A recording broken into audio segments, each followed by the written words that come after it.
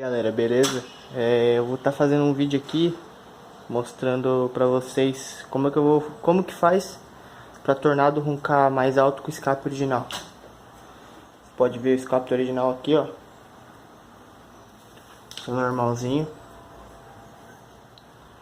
Tornado 2007. Eu vou ligar ela aqui pra vocês verem. Você pode ver, ó, o cachorro tá aqui, ele já vai sair quando ligar, ó.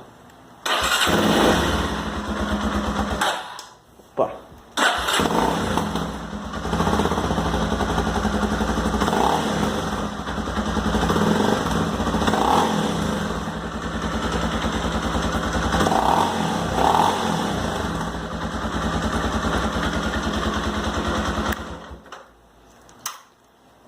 Fica um pouco alto.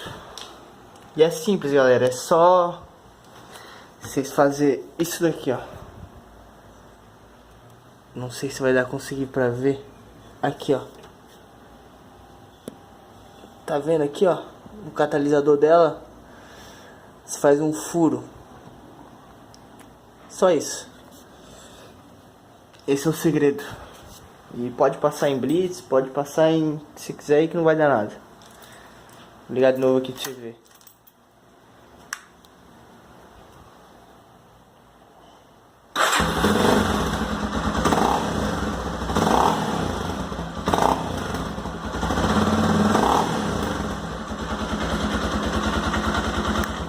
Fechou, é nóis.